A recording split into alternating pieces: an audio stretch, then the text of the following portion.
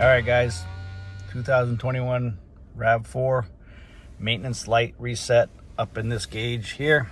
Gonna be using the cursor here. You're gonna toggle over. At the top of the screen, you can see that it's moving. You wanna get to the gear. Once you get to the gear, you toggle down with your arrow button until you get to vehicle settings. You push OK and hold it, and then you can see it says scheduled maintenance at the bottom. You push the button OK again, reset the data, scroll up, say yes, boom, reset complete. Questions or comments, leave them in the box below. Don't forget to subscribe, give me a thumbs up. Thanks, guys. See you in the next video. Take care.